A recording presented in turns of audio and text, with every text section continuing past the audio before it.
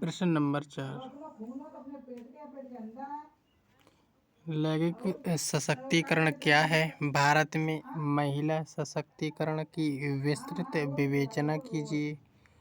अथवा लैंगिक सशक्तिकरण क्या है? महिला सशक्तिकरण के अर्थ की विवेचना कीजिए। 2019 में आया है,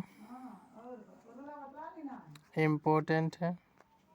उत्तर में देखते हैं, लैंगिक सशक्तिकरण का अर्थ, मीनिंग ऑफ जेंडर एम्पावरमेंट।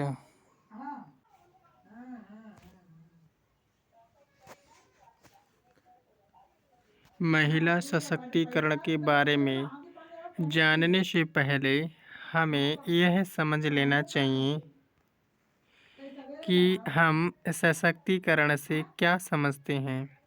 सशक्तिकरण से तात्पर्य किसी व्यक्ति की उस क्षमता से है जिसमें उसमें ये योग्यता आ जाती है, जिसमें वह अपने जीवन से जुड़े सभी निर्णय स्वयं ले सके। महिला सशक्तिकरण में भी हम उसी क्षमता की बात कर रहे हैं जहां महिलाएं परिवार और समाज के सभी बंधनों से मुक्त होकर अपने निर्णयों की निर्माता खुद हो। सामान्यतः विद्यार्थी अपने स्कूल में चर्चा करने या कुछ पैराग्राफ लिखने या निबंध लिखने के लिए इस विषय को लेते हैं। यहाँ विद्यार्थियों की मदद के लिए इस विषय पर हम कुछ निबंध उपलब्ध करा रहे हैं। यहाँ पे हम आगे देखते हैं,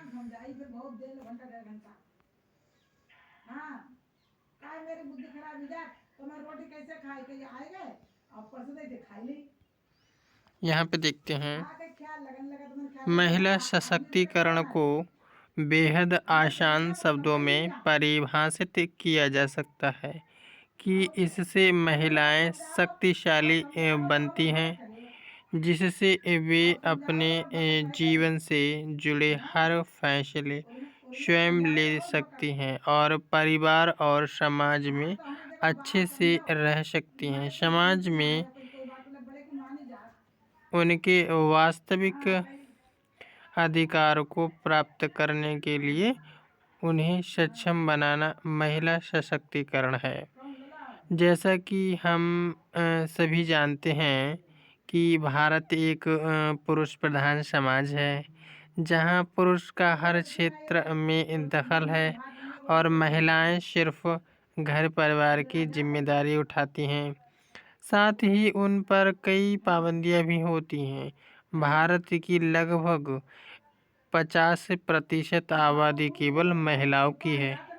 मतलब पूरे देश के विकास के लिए इस आधी आबादी की ज़रूरत है, जो कि अभी भी सशक्त नहीं है और कई सामाजिक प्रतिबंधों से बंधी हुई है। ऐसी स्थिति में हम नहीं कह सकते कि भविष्य में बिना हमारी आधी आबादी को मजबूत किए हमारे देश विकसित हो पाएगा। अगर हमें अपने देश को विकसित बनाना है तो ये ज़रूरी है कि सरकार, पुरुष और खुद महिलाओं द्वारा महिला सशक्तिकरण को बढ़ावा दिया जाए। महिला सशक्तिकरण की ज़रूरत इसलिए पड़ी क्योंकि प्राचीन समय में भारत में लैंगिक असमानता थी और पुरुष प्रधान समाज था। महिलाओं को अनेक उनके अपने परिवार और समाज द्वारा कई कारणों से दबाया गया तथा उनके साथ कई प्रकार की हिंसा हुई और परिवार और समाज में भेदभाव भी किया गया कि ऐसा केवल भारत में ही नहीं बल्कि पूरे देश में भी दिखाई पड़ता है।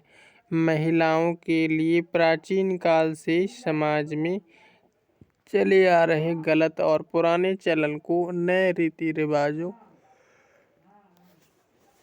और परंपरा में ढाल दिया गया था।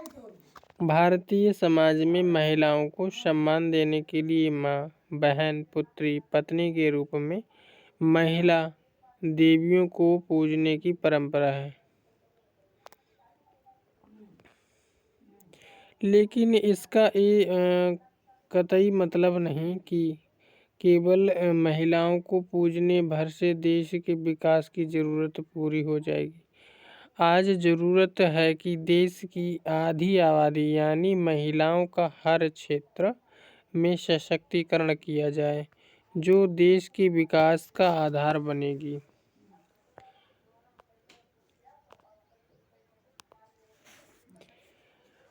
भारत एक प्रसिद्ध देश है जिसने विविधता में एकता के मुहावरों को साबित किया है। जहां भारतीय समाज में विभिन्न धर्मों को मानने वाले लोग रहते हैं, महिलाओं को हर धर्म में एक अलग स्थान दिया गया, जो लोगों की आँखों को ढके हुए बड़े पर्दे के रूप में और कई वर्षों से आदर्श के रूप में महिलाओं के खिलाफ कई सारे गलत कार्यों, शारीरिक और मानसिक को जारी रखने में मदद कर रहा है। प्राचीन भारतीय समाज दूसरी भेदभावपूर्ण दस्तरों के साथ सती प्रथा, नगर वधू व्यवस्था, दहेज प्रथा, यौन हिंसा, घरेलू हिंसा, गर्भ में बच्चियों की हत्या, पर्दा प्रथा, कार्यस्थल पर यौन शोषण, बाल मजदूरी, बाल विवाह तथा देवदासी प्रथा आदि परंपरा थी। इस तरह की कुप्रथा का कारण पितृसत्तात्मक समाज और पुरुष श्रेष्ठता मनोग्रंथि है। आगे देखते हैं इसमें।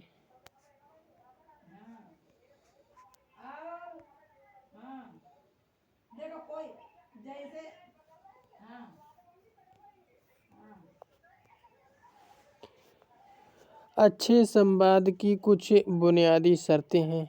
निर्भीक माहौल, सरल भाषा, एक दूसरे का सम्मान, सहमति और असहमति के बावजूद एक दूसरे को सुनने का साहस और सबसे जरूरी संवाद में भाग ले रहे किसी भी लिंग, पद, जाति, धर्म और क्षेत्र के लोगों को अपनी बात कहने का अवसर। ये सब बातों एक बेहतर संवाद का माहौल बनाती है। ये सब बातें जो होती हैं अच्छे संवाद का माहौल बनाती हैं। अच्छे और बेहतर संवाद के यही मायने हमारी कक्षा पर भी लागू होते हैं।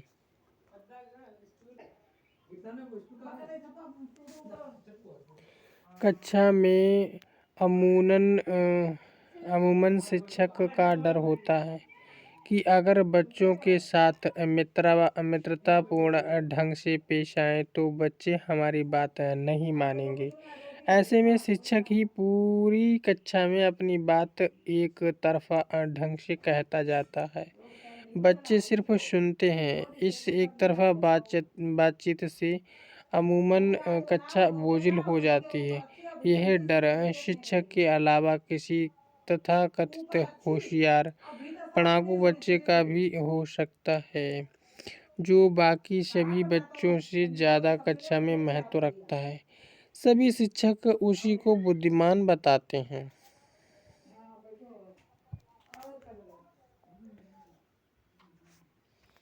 भारत में महिला सशक्तिकरण, women empowerment in India.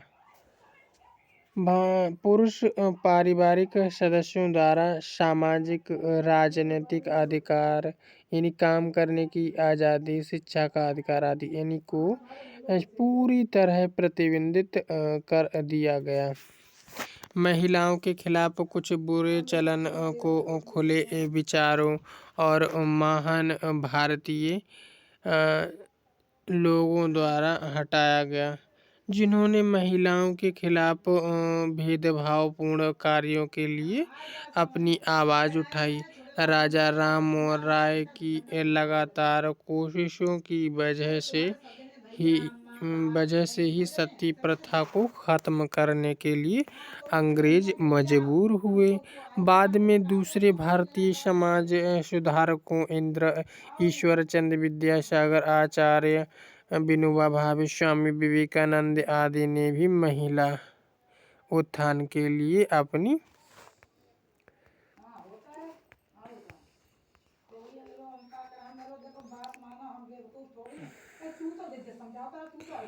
Vidyasagar ने अपने लगातार प्रयासों से विधवा पुनर्विवाह अधिनियम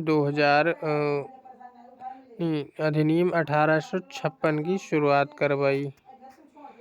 यहाँ पे आगे देखते हैं हम, यहाँ पे आते हैं।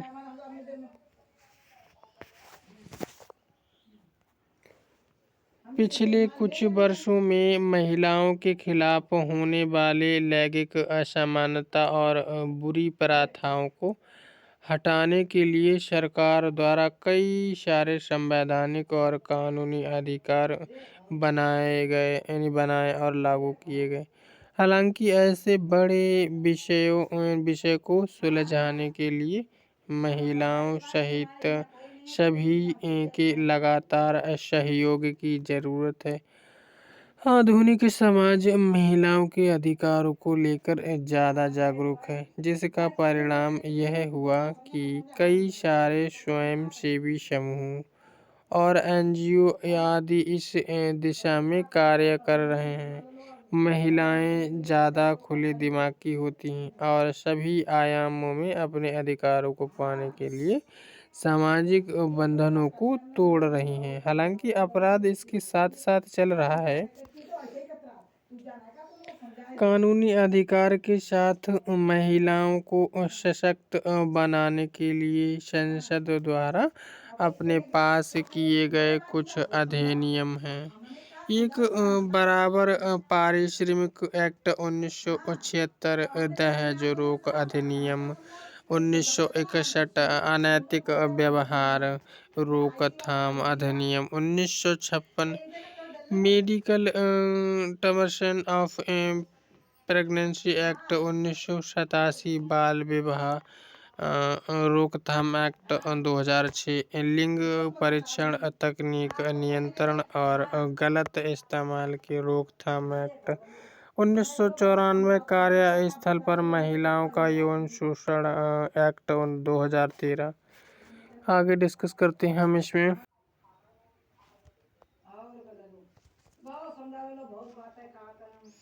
लैंगिक असमानता भारत में मुख्य सामाजिक मुद्दा है। लैंगिक असमानता जो है भारत में मुख्य सामाजिक मुद्दा है, जिसमें महिलाएं पुरुषवादी प्रभुत्व यानी शक्ति प्रभुत्व देश में पिछड़ती जा रही है। पुरुष और महिला को बराबरी पर लाने के लिए महिला सशक्तिकरण में तेजी लाने की जरूरत है।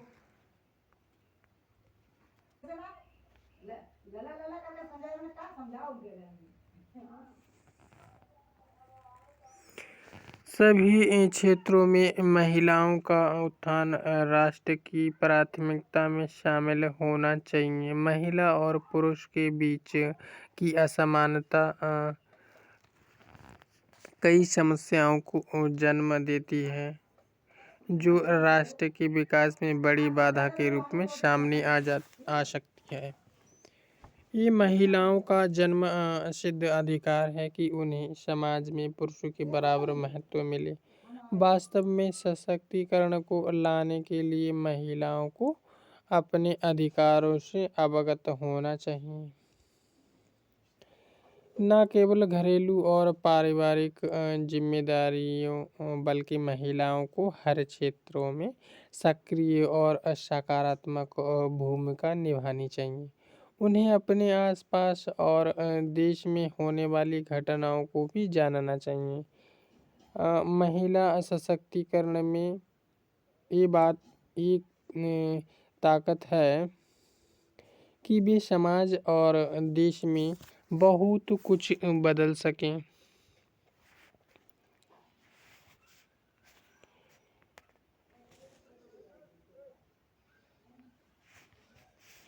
बहुत कुछ बदल सकें।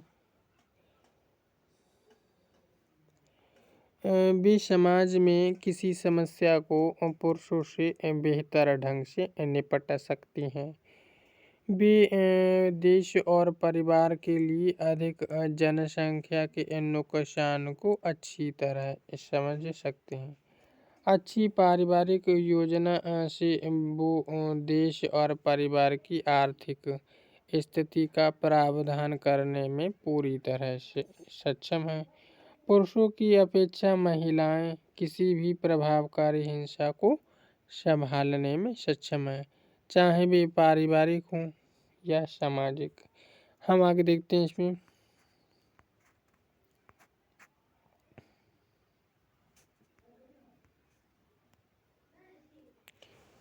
महिला सशक्तिकरण के द्वारा यह संभव है कि एक मजबूत अर्थव्यवस्था में महिला पुरुष समानता वाले देश को पुरुषवादी प्रभाव वाले देश में बदला जा सकता है। महिला सशक्तिकरण की मदद से बिना अधिक प्रयास किए परिवार के हर सदस्य का विकास आसानी से हो सकता है।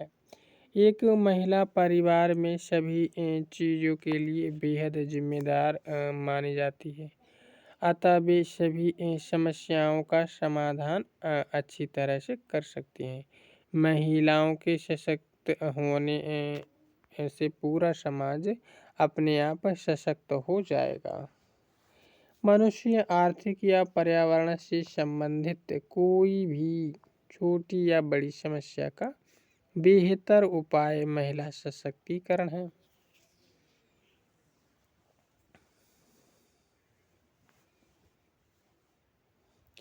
पिछले कुछ वर्षों से हमें महिला सशक्तिकरण का फायदा मिल रहा है। महिलाएं अपने स्वास्थ्य, शिक्षा, नौकरी तथा परिवार, देश और समाज के प्रति संघर्ष के बाद सही राह पर चलने के लिए उन्हें उनका अधिकार मिल पा रहा है। पंडित जवाहरलाल नेहरू द्वारा कहा गया मशहूर वाक्य लोगों को जगाने के लिए महिलाओं का जागृत होना जरूरी है। एक बार जब वे अपना कदम उठा लेती हैं, परिवार आगे बढ़ता है, गांव आगे बढ़ता है और राष्ट्र विकास की ओर उन्मुख होता है। भारत में महिलाओं को सशक्त बनाने के लिए सबसे पहले समाज में उनके अधिकारों और मूल्यों को मारने वाले उन सभी राक्षसी सोच को मारना जरूरी है, जैसे दहेज प्रथा, अशिक्षा, यौन अहिंसा, असमानता, भ्रूण हत्या, महिलाओं की प्रति घरेलू हिंसा, बलात्कार, वेश्यावृत्ति, मानव तस्करी और ऐसे ही दूसरे विषय। लैंगिक भेदभाव और राष्ट्र में सांस्कृतिक, सामाजिक, आर्थिक और शैक्षिक अंतर ले आता है, जो देश को पीछे की ओर ढकेलता है। भारत के संविधान में उल्लिखित समानता के अधिकार को सुनिश्चित करने के लिए महिलाओं को सशक्त बनाना सबसे प्रभावशाली उपाय है। इस तरह की बुराइयों को मिटाने के लिए आगे देखते हैं पे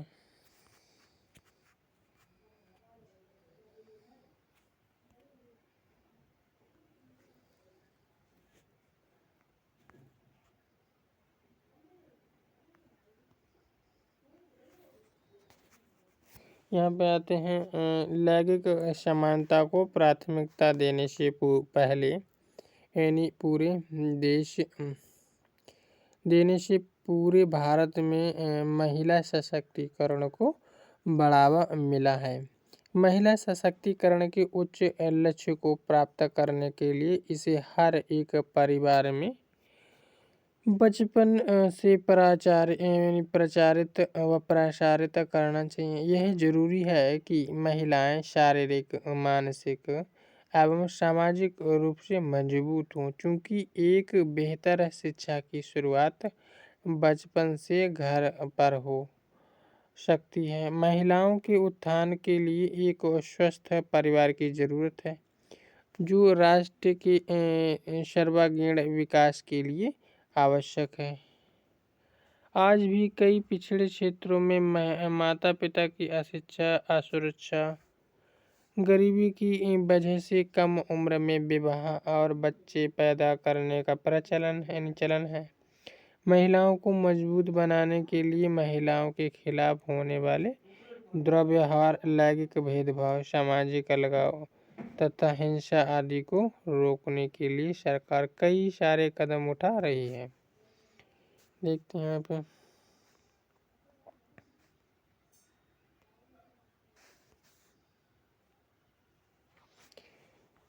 महिलाओं की समस्याओं का उचित समाधान करने के लिए महिला आरक्षण बल 108वां संविधान संशोधन का पास होना बहुत जरूरी है। इस संसद में महिलाओं की 33% हिस्सेदारी को सुनिश्चित करता है। दूसरे क्षेत्रों में भी महिलाओं को सक्रिय रूप से भागीदार बनाने के लिए कुछ प्रतिशत सीटों को आरक्षित किया गया है। सरकार को महिलाओं के वास्तविक विकास के लिए पिछड़े ग्रामीण क्षेत्रों में जाना होगा और वहां की महिलाओं को सरकार की तरफ से मिलने वाली सुविधाओं और उनके अधिकारों से अवगत कराना होगा, जिससे उनका भविष्य बेहतर हो सके। महिला सशक्तिकरण के सपने को सच करने के लिए लड़कियों के महत्व और उनकी शिक्षा को प्रचारित करने की जरूरत है।